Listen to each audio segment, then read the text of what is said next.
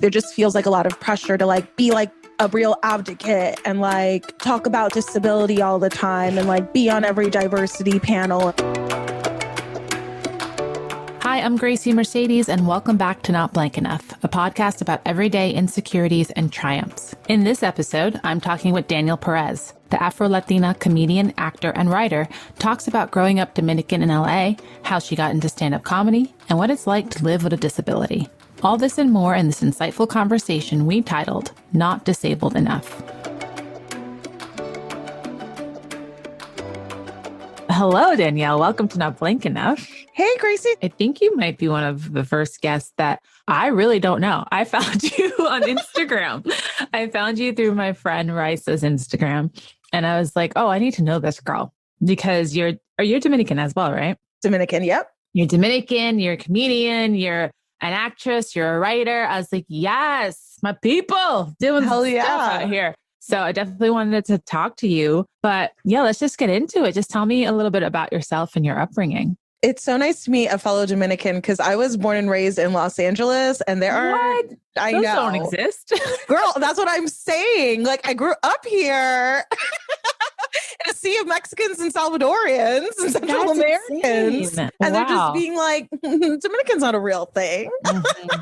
Absolutely not. Just so far away from my people in like New York and like Florida. So yeah, it's crazy. Like I'm just really excited to meet another Dominican girl.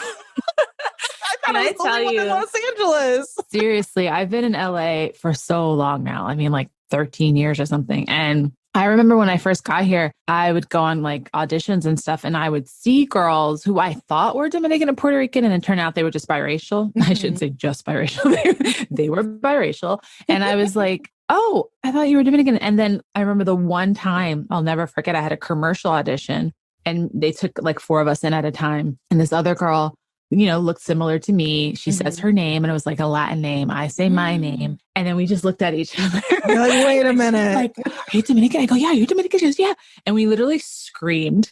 And everyone in the room was like, what is going on? And we're like, no, you don't understand. Or no, this Dominican, is huge. Los Angeles. This is huge. But yeah, what was that like growing up in LA and not having other Dominicans around? I mean, it was just really isolating. Like I'm now in like my 30s. I'm like starting to like unpack like it's just stuff, you know, we're in quarantine. We got the time. Exactly. But I realized like what's so much of like the kind of isolation I felt as a kid and like the not fitting in was centered around just like my like racial and cultural identity because growing up, I was constantly asked, are you Black and Mexican? Are you Black and Mexican? Like all the time. I was like, no, I'm Dominican. And again, it's like people are like, I don't like, what does that even mean? Right. But like people just wanting to put me in a box. Right. And so, you know, clearly it's like, you know, Latina enough for like the Latinx kids at school. I'm not Black enough for like the Black kids at school, you know, because they're like African-American, you know, so it's just like, it's just a different experience. So yeah. And like my parents being like, you're Dominican, we speak Spanish.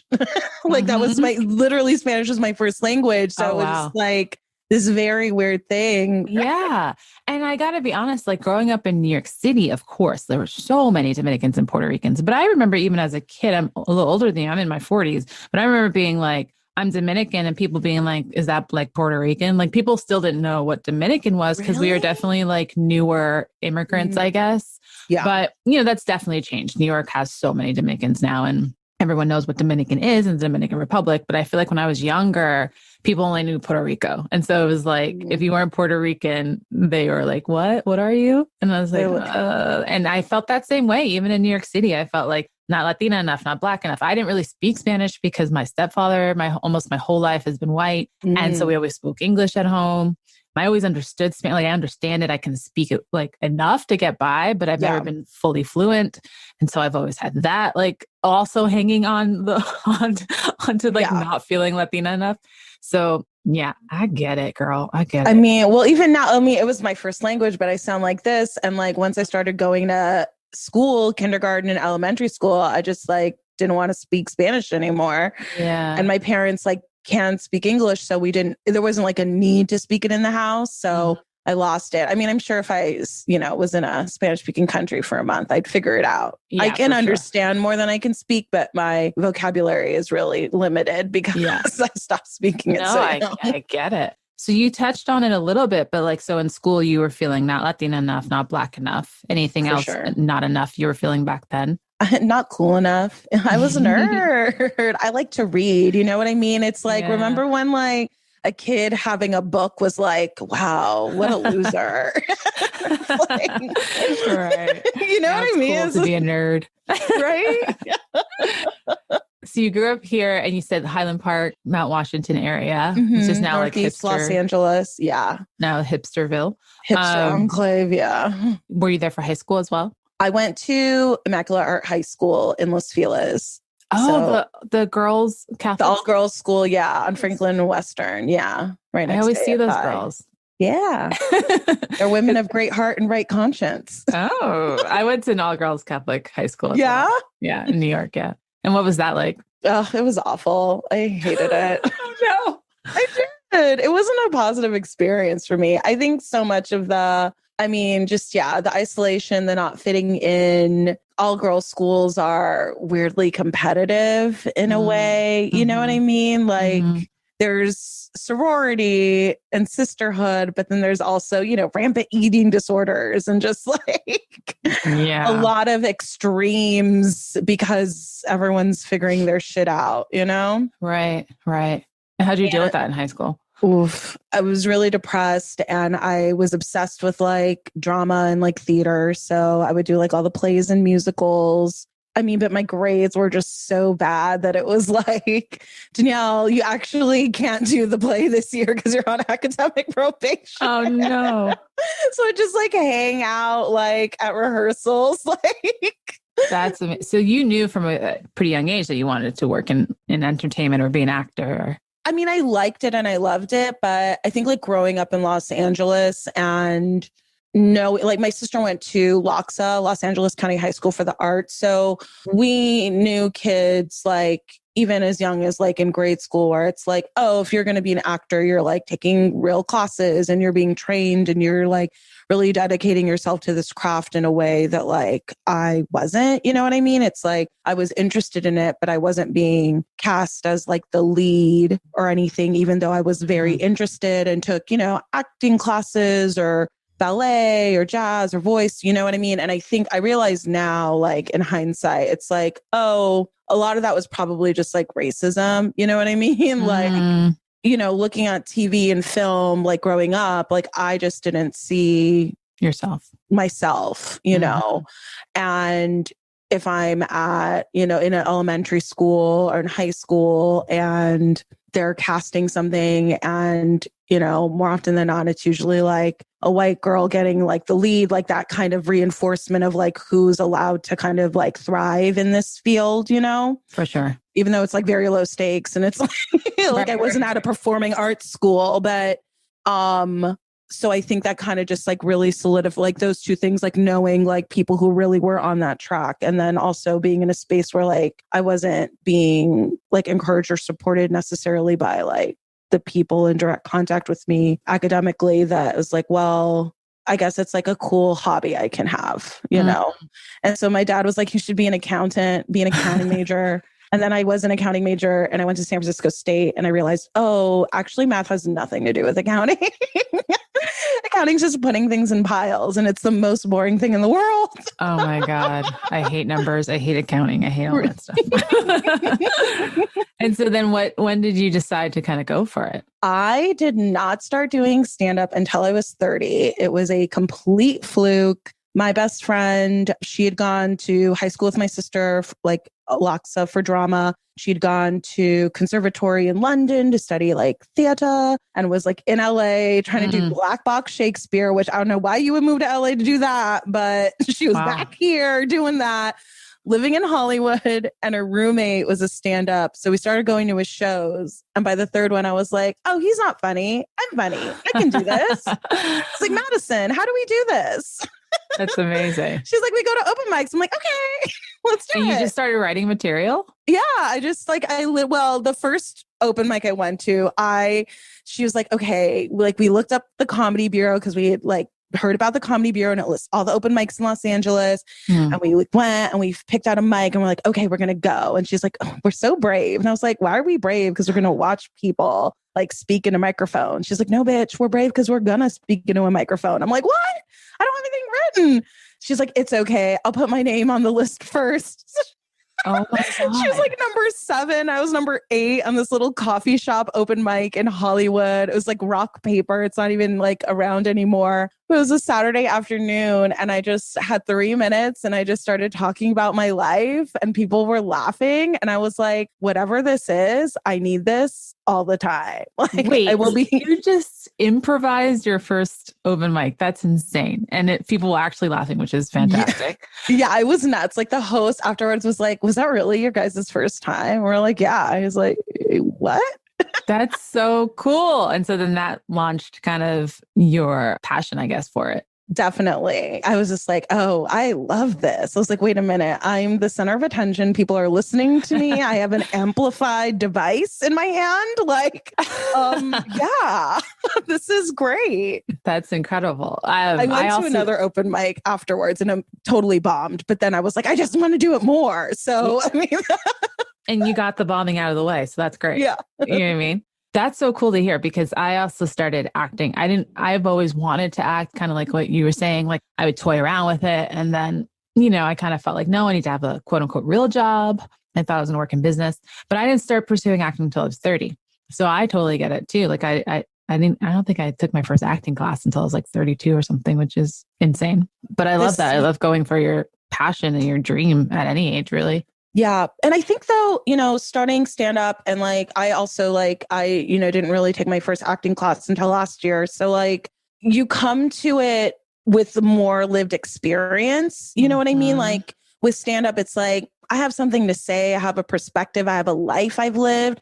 Cause I also know people who started when they were like 16 and stuff. And it's like, that's great. You know what I mean? Talent is talent and writing, you learn those skills. But I mean, I literally did a show at a comedy club and there was a 16-year-old. He was talking about Halloween Horror Nights. And I was like, no one in this room cares about Halloween Horror Nights. You know what I mean? Like, come back when you've touched a boob. Like, oh, bless his heart. So sweet. But there is, I think, something to say for just like having experiences to draw from. Also too, like with acting, you know what I mean? So much of that is like bringing yourself and bringing your past experiences to like whatever text you're, acting. And so if you haven't really lived a big life, how do you do that? Right. Yeah. And then what are you up to these days? What's going on now? Oh man. Well, quarantine's been a real roller coaster, real up and down. So in between taking my Lexapro every day, found out I have crazy anxiety. Yep. Me too.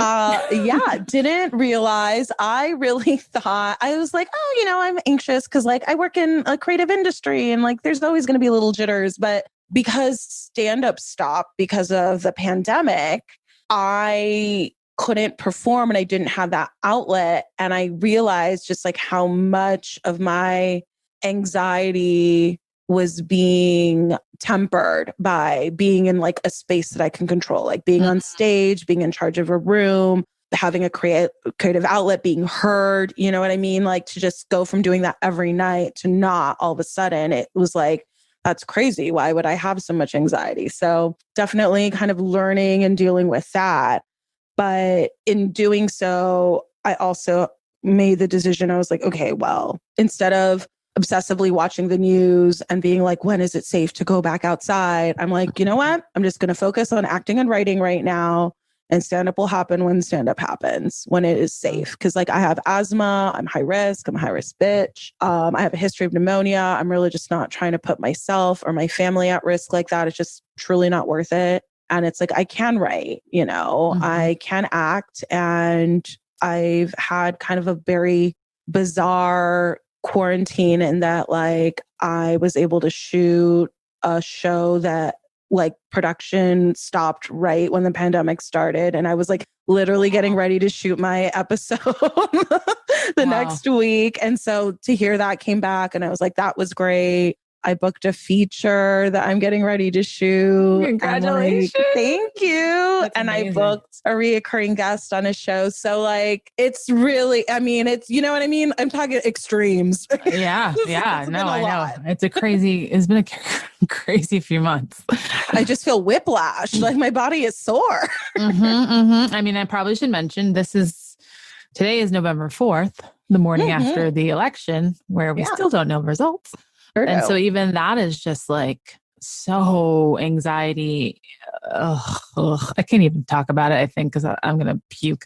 But just the fact that it's such a close race and that anxiety as a woman of color and what that means to us. And so, yeah, it's been a crazy year. I mean, we've all said it. It's like, how much more can happen this year? I know. I just want it to be over. I'm like, I'm ready for not that we're guaranteed that 2021 will be any better or different, but just feel like, can we say goodbye to this year yet? But anyway, moving on. I read in your bio a really funny, interesting fact that you are on, was it The Price is Right? Yes. You are on The Price is Right. And you are in a wheelchair. Yes. And it said that you have no feet, which I want to talk about more about that. But for sure, just the fact that you are in a wheelchair and you end up winning a treadmill. Yes. Is very ironic, hilarious if you have a sense of humor. What was that like? Tell me that story. That's like so insane. Oh my God. Yeah, no, it was just so random. My friend Wendy Starling, she's a stand-up. She was moving to New York and she wasn't want to do all these LA things. So on a lark, I was like, okay, I'll like go with you to like The Price is Right. I've never been before. I'm like a born and bred Angelino. Why not? Literally, I am the first name called down to contestants row. Of course. I play the entire game. Okay, it is the last chance to get up on stage. They ask us the price of like an iPad and like an armband. Everyone overbids. We have to play the game again. And I get up on stage and I am playing for a treadmill and a walk-in sauna. And the audience is like, and when that aired, the internet was like, yeah. Oh my God.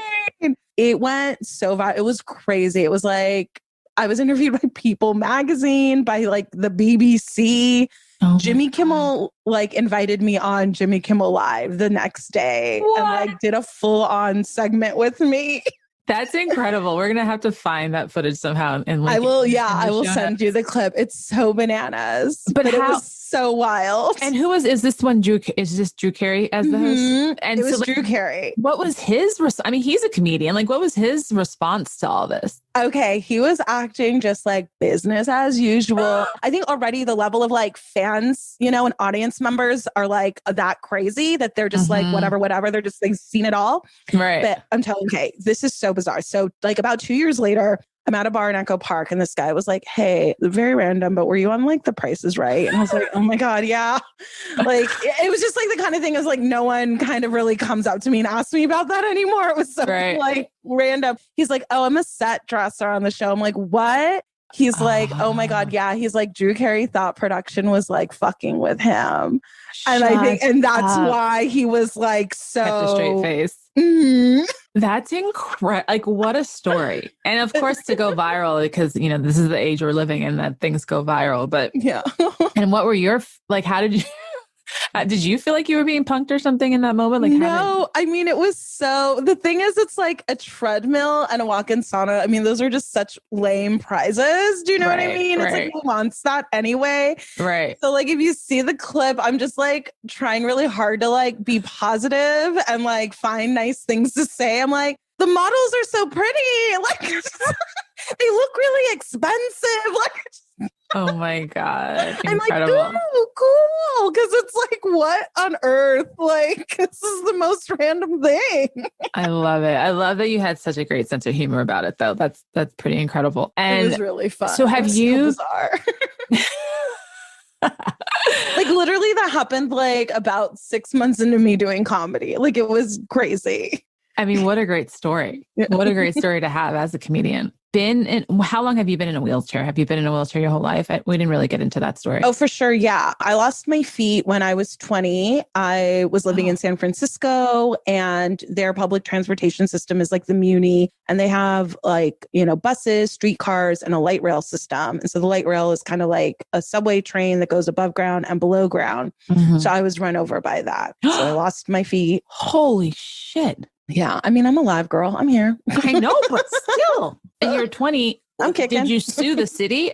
I mean, like, how does that even work? The city owns the Muni.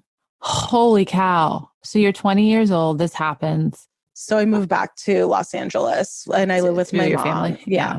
And how was that transition, I guess, is the only way I can describe it, I guess. Yeah. I mean, it sucked. Like I was 20 and like all I wanted to do was just like go out and like hang out with my friends. Do you know what I mean? Like I didn't want to like stop living, but in order to like do that, I kind of really had to exist in like a really hardcore place of denial, Yeah. Like basically, I spent a month in San Francisco General. Then I was like a month at Huntington Memorial in Pasadena. And then I went home, and then like I was kind of only really leaving the house to go to like medical appointments, physical therapy, doctors. And finally my dad was like, let's go get lunch. And I was like, what? Out in the real world, And I could feel just like people on the street, just like everyone just kind of looking and staring, just a lot of those, like the questions in their eyes, like what's going on? She's young and she doesn't have feet, in a wheelchair and all this stuff. And it felt so overwhelming. And I like hated it. It's just like, if I'm going to like have a life, I cannot take this on. So I just need to put on blinders. You know what I mean? I just can't have it be my problem. Like it has to be their problem. Yeah. And so, there's self-preservation in that. But like, now in quarantine, girl, we got too much time on our hands. All we got time is to look into the mirror. So I'm kind of like, working through some of that and like unpacking some of that. But, it definitely allowed me to like move on with my life and stuff. Definitely in stand-up, it helped. And I kind of didn't realize it until someone kind of mentioned it. Like I was on my friend's podcast, Christy Buckley, and she's also disabled. She has cerebral palsy and she lives in Denver. And her friend had a podcast, and she was like, oh yeah, you just have like really good stage presence. Like I thought you'd been doing comedy a lot longer. I was like, really? And then Christy was like, I wonder if that's like the disability. And I was like, oh, maybe, because I'm so used to people looking at me and I've turned that off. Do you know what I mean? Like if I'm not going to internalize people looking and staring and like needing kind of, confirmation that I'm okay, or just confirmation that like, I see them, that I'm just able to focus on what I'm doing.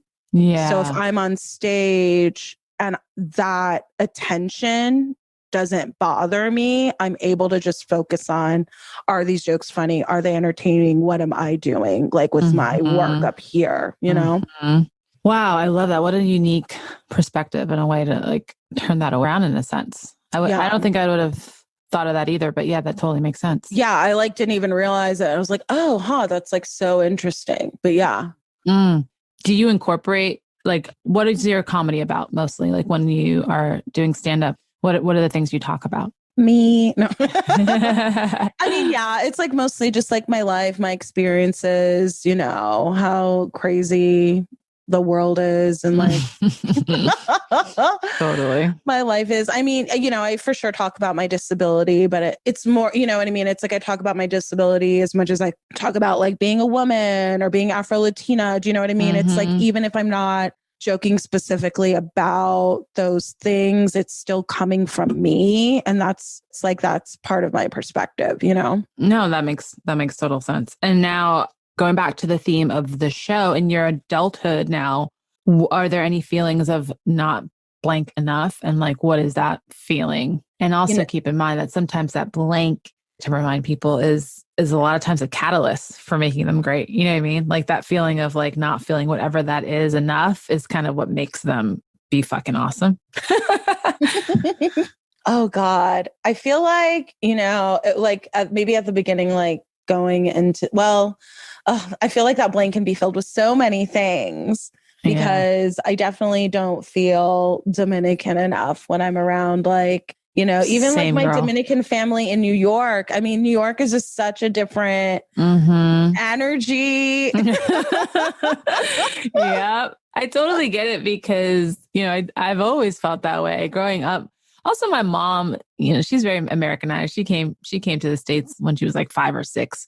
But my dad was like a little more off the boat, came in his like mid-20s, spoke English with a very heavy accent, was definitely your like stereotypical, like, Latin lover, let's call it. I mean, they all are. I feel like nice that's just Dominican men. My God. Seriously. Seriously. And like, I remember growing up, going to Williamsburg where he lived and my mom used to live, and being with like that side of the family, and my grandmother, both of my grandmothers lived over there, and never feeling Dominican enough there because it was just like so Dominican. Like everything was about who we are as a people, and people, playing dominoes on the sidewalk, and the women getting their hair done in the hair salon, and everyone speaking Spanish. And and I was always like, I love this. I love that this is my culture. I also absolutely feel like I don't belong here. And so there's always been that. So I get it. I totally get it. But then recently I've had this feeling of not feeling disabled enough or not feeling like the right kind of disabled person. Oh, let's talk about that. You know what I mean? Yeah, unpack that a little bit for us. What does that mean? Well, because there's such a lack of representation of like disabled people in film and television and just like media in general. So anyone that's kind of like working in film and TV, and if they're disabled, there just feels like a lot of pressure to like be like a real advocate and like talk about disability all the time and like be on every diversity panel and blah, blah, blah. And it's like, I don't want to be on a diversity panel. I want to be on TV and in a movie. Do you know what I mean? And it doesn't have to be about you being disabled. Totally. It's like, I would rather just work instead of like talking about the work that needs to be done all the time. You know what I mean? And I think that there is like for sure a need for all of it. But it definitely, there is, I feel like this pressure of like having to be the like brand ambassador for disability, where it's like, I mean, I have a DUI and an abortion. I don't think I'm that like respectable, number one. Like, oh my God. Let's keep it real. Let's keep it 100. Okay. I love that you said that because I do think there is this, it's this like idea that because you're disabled, you are somehow have to be a very good person, or like just because you're disabled, you can't be an asshole, or just because you're disabled, you can't be totally, not a model citizen. And it's like, where does that come from? I don't really understand where that comes from. No, I mean, it's so much of it is like, just, it's part of the like inspirational narrative that like when you do see disabled people, like in media, often it's like, the super crip that like they do everything, they overcome, and they do it with a smile on their face, or, it's just total inspiration porn, or, they're like a deformed, like evil villain or something, but that's it. Those are the three things. They can't be like real people with like real emotions who are like flawed and have full and rich lives. No, totally. And I get that feeling of not wanting to be, I sometimes feel that with just being like Afro-Latina and a woman, but just the idea of like, yes, I believe in equal rights and I want, equal rights and I want equality, but I also don't want to have to be the activist every single day of my life. Like, can I just exist? Yeah. and then have that be enough? That's the thing. It's like by existing in this space, by just existing in the real world, it's like that is activism work. Like there are people who are like activists and that like that's what they do and that's their calling and like they're great at it. But it's like I'm just like an activist by happenstance, you know what I mean? Right. Like because I just have to advocate for myself in like my daily life and to like just work in this industry. So no, I totally get that. Oh wow, not disabled enough.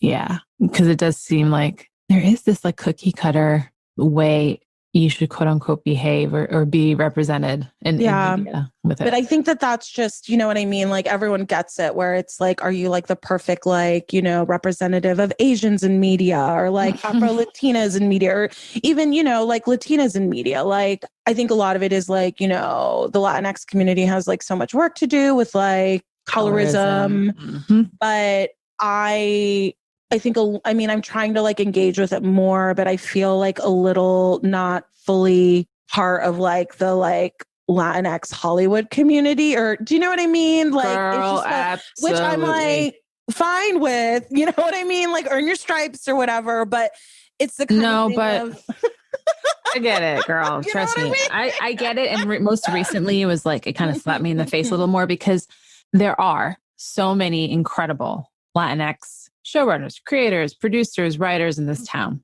If I had to estimate, I would say 95% of them are white Latinxes. And there's a very small percentage of us Afro Latinxes. And we are not represented majority of the time. And it is frustrating and it is really hard. And recently when that whole Latinx exclusion thing came out on Instagram, where, you know, a lot of great people in this industry were calling out for Hollywood to, you know, represent us right and include us in that representation, X, Y, and Z, whatever. And there was a whole list of people who had signed it. And they were all WGA writers in this town, Latinx writers. And I did not know about this thing at all. I did not sign it because I didn't know about it. And that day came out and like 3 friends of mine who are writers, who know I'm a writer, who know I'm a WGA writer, reached out and they're like, why aren't you on this? Why didn't you sign this? I'm like, I had no idea. I knew nothing about this. Yeah. And I look at that list and I'm like, yeah, there's very few Afro Latinxes on there. Now I am on that list. Now, I became part of it's this like female Latina group in town that is all writers and stuff. And it's fantastic. And I love it. And I love that being a part of that community or feeling like I'm a part of that community. But I have felt excluded from that community in a sense, even though I'm a newer writer. But I think I saw that list. There were a lot of newer writers on that list who were on that list, you know, even newer than me. And so I do think there is a lot of work to be done in our community with racism and colorism and inclusion of Afro Latinxes. But we're doing it. We're making it. Yeah. Which is why I was so excited to see you on. I saw you on that video. For Freeform. Yeah, it was for Freeform. I keep calling it Latinx Heritage Month because Hispanic Heritage Month is like, okay, that's a problem. I call it that too. I call it Latinx Heritage Month too. And I've been telling people, I'm like, call it Latinx Heritage Month. Right. But yes. That was a great panel. Yeah. It was a fantastic panel. And, you know, I saw you and I was like, yes, who's this girl? And then I went on there and I was like, yes, she's Dominican. She's Afro-Latina. She's funny. It's just like, I want to see more of that, you know, like I want to see more inclusion of girls who look like us, women who look like us, men who, you know, are also of a darker hue in our community. And I do think it's happening. It is happening. And I feel like it just, you know, it's like the thing of like, you know, now I, you know, read the list. It's like 10 actors you didn't know were Afro Latinx. And it's like, oh, Alfonso, you know what I mean? Stuff like that, where it's like, oh, you know, I have existed, but, you know, the people in charge are still putting us in these boxes that aren't really representative of us. And so, you know, if we can, you know, or if we're allowed to just be Afro Latinx and exist, you know, I think that would be pretty dope. And I'm excited for that. I was even, surprised when I see those lists. There's so many Afro Latinx lists now. Since Black Lives Matter happened, I feel like everyone's like, oh, who's Afro Latinx now? Yeah. Which is great. I love it. But I'm always also surprised. I'm like, oh, I didn't even know that person was. And it's funny how, a lot of times we're not allowed, or we're not given the opportunity to just play who we are. We have to be put, exactly like you said, in this box. So what should we call this episode? Do we want to go with not disabled enough, or is there something else that came up for you that you feel like would be a better representation? Maybe not disabled enough. I think that's what I feel like I've been feeling lately. That kind of, that struggle to be the right kind of disabled, you know? It's so funny. It's such a universal, like in every one of these episodes, it's that feeling of not feeling the thing I quote unquote should be enough. You know, whether it's disabled, trans, gay, straight, black, white. It's just like never feeling you're enough of who you are. And it's, and you know, we can say we're not a monolith all we want, but like there's still that inside. We are all human and we all have this feeling of not enough. But it all comes down to we are all human. We all have our insecurities. We all have fears. We all are scared of things. But on the other side of it, we are all, or can be all, lovely, loving people as well. And on that note, thank you, Danielle. This was lovely. Thank you so much, Gracie. This was amazing. This is, I think, this is a great way to spend my post-election morning. Well, I'm glad. And can you just tell our audience lastly where they can find you and what they should look out for? Yeah. Follow me on Twitter and Instagram at Diva Deluxe, no E at the end. And you can listen to my podcast at Wow Rude Pod, wherever you listen to podcasts. Yes, podcasts. Podcasts are taking over the world. We love it. Okay, thank you. Thanks so much for listening. And don't forget to subscribe, rate, and review wherever you get your podcast. Until next time, know that you are more than enough. Check the show notes for links and info about today's guest. Follow us on Instagram at NotBlankEnoughPod. This episode was produced during the COVID-19 pandemic of 2020 and recorded remotely. Our show is executive produced by Grasie Mercedes and Dave Hill and produced by Douglas Sarine and Colleen Beasley. Not Blank Enough is a Gumption Pictures production.